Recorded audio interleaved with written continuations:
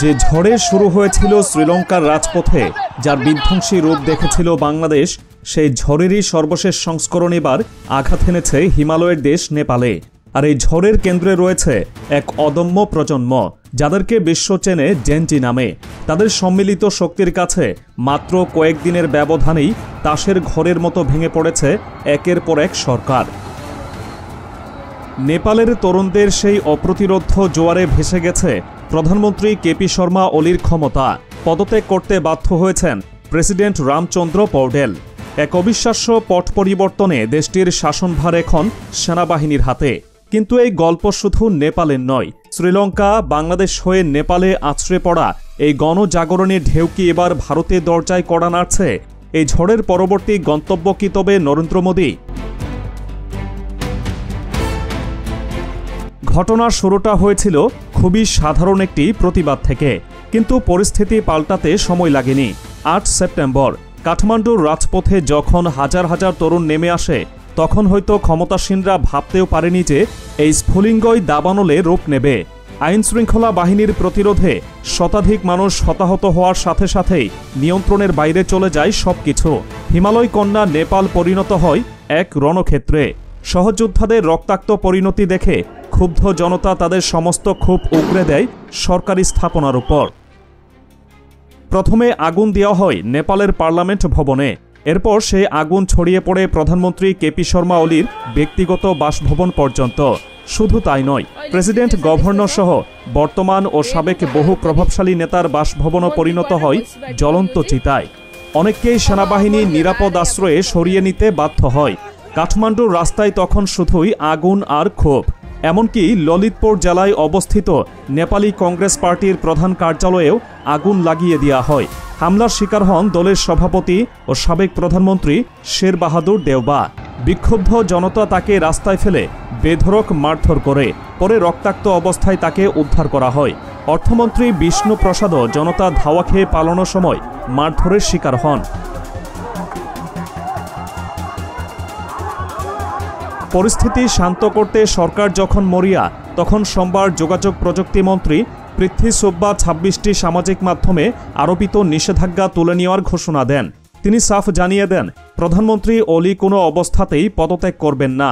এমনকি মঙ্গলবার সন্ধ্যায় একটি সর্বদলীয় বৈঠকও ডাকা হয়েছিল, কিন্তু আড়ালে তখন অন্য খেলা চলছিল। সরকারের পতন যে আসন্ন, তার স্পষ্ট ইঙ্গিত মিলতে শুরু করে সোমবার সন্ধ্যা থেকেই। একে একে পদত্যাগ করেন স্বরাষ্ট্র, কৃষি এবং স্বাস্থ্যমন্ত্রী। এই ঘোলাটে পরিস্থিতিতে যখন সরকার টিকিয়ে রাখাই কঠিন হয়ে পড়েছিল, ঠিক তখনই আসে চূড়ান্ত আঘাত। নেপালের সেনাপ্রধান সরাসরি প্রধানমন্ত্রী কেপি শর্মা ওলিকে পদত্যাগের আহ্বান জানান। মূলত এরপরই প্রেক্ষাপট পুরোপুরি পাল্টে যায়। বিক্ষুব্ধ জেনজি প্রজন্মের দাবি পূরণ হয়। চীনের প্রতি বন্ধুত্বপূর্ণ হিসেবে পরিচিত কমিউনিস্ট পার্টি অফ নেপালের নেতা কেপি শর্মা ওলি ২০২৪ সালের ১৫ জুলাই তৃতীয়বারের মতো প্রধানমন্ত্রীর পদে শপথ নিয়েছিলেন। কিন্তু মেয়াদ পূরণের বহু আগেই, মাত্র ১৬ মাসের মাথায় তাকে ক্ষমতা ছাড়তে হলো। আর এই ঘটনার মধ্য দিয়ে নেপালের জনগণ গত ১৮ বছরে ১৪তম বারের মতো সরকার পতন দেখল। এটি কি নেপালের রাজনীতিতে চীনা আধিপত্যের অবসানের ইঙ্গিত, নাকি ভারতপন্থী শক্তির উত্থানের পূর্বাভাস, নাকি এইসব কিছু ছাপিয়ে এটি পুরনো ধারার রাজনীতিকে ছুড়ে ফেলে এক নতুন ভোরের সুঘ্রাণ? এটি আমাদের দেশের জন্য খুবই ভালো। আমাদের মতো অন্য তরুণদেরও এগিয়ে এসে ঐক্যবদ্ধ হয়ে দেশ গঠনে অংশ নেওয়া উচিত। ক্ষমতা হারানোর পর আবারও দেখা গেল সেই পরিচিত দৃশ্য। সেনাবাহিনীর হেলিকপ্টারে করে প্রধানমন্ত্রীর পলায়ন। হেলিকপ্টার থেকে নেমে প্রাইভেট ফ্লাইটে দেশ ছাড়েন ক্ষমতাচ্যুত প্রধানমন্ত্রী। তার পলায়নের পরই বেলা ১২টা ৪৫ মিনিট থেকে অনির্দিষ্টকালের জন্য বন্ধ করে দেওয়া হয় কাঠমান্ডু ত্রিভুবন আন্তর্জাতিক বিমানবন্দর। এতে চরম ভোগান্তিতে পড়েন দেশটিতে ভ্রমণে যাওয়া বাংলাদেশ সহ বিভিন্ন দেশের হাজার হাজার নাগরিক। এই যে এক নতুন ধারার সূচনা, তার শেকড় কিন্তু আরও গভীরে। শ্রীলঙ্কায় সরকারের স্বেচ্ছাচারিতার বিরুদ্ধে সাধারণ মানুষের জাগরণ দেখেছিল গোটা বিশ্ব। এরপর বাংলাদেশেও ছাত্র জনতার দুর্বার আন্দোলনে সরকারের পতন ঘটে। সেই অভ্যুত্থানের আদর্শই যেন ছড়িয়ে পড়েছে বিশ্বের এক প্রান্ত থেকে অন্য প্রান্তে। নেপালের পর ইন্দোনেশিয়াতেও দেখা গেছে একই ধরনের আন্দোলনের চিত্র। আর ঠিক এ কারণেই আন্তর্জাতিক ভূরাজনৈতিক পর্যবেক্ষক মহল একটি বিষয় নিয়ে জোরালো আলোচনা শুরু করেছে যে এই গণ আন্দোলনের ঢেউ খুব শিগগিরই আছড়ে পড়তে পারে ভারতে। বিপদে পড়তে পারে প্রধানমন্ত্রী নরেন্দ্র মোদীর সরকার। নেপালে দুর্নীতি, বেকারত্ব আর সরকারি স্বেচ্ছাচারিতার বিরুদ্ধে ক্ষোভের যে আগুন জ্বলে উঠেছে তার আঁচ এখন ভারত নেপাল সীমান্তেও অনুভূত হচ্ছে। সীমান্ত জুড়ে জারি করা হয়েছে হাই অ্যালার্ট। সতর্ক অবস্থানে রয়েছে সীমান্তরক্ষী বাহিনী। কারণ শঙ্কা একটাই, বাংলাদেশ, নেপাল কিংবা শ্রীলঙ্কার মতো গণ আন্দোলনের মুখে যদি একবার দিল্লির রাজপথ উত্তাল হয়ে ওঠে তাহলে পরিস্থিতি সামাল দেওয়া কঠিন হয়ে পড়বে। টানা এক যুগের বেশি সময় ধরে ক্ষমতায় থাকা নরেন্দ্র মোদীর নেতৃত্বাধীন বিজেপি সরকারের বিরুদ্ধে হিন্দুত্ববাদ এবং সাম্প্রদায়িকতার অভিযোগ দীর্ঘদিনের।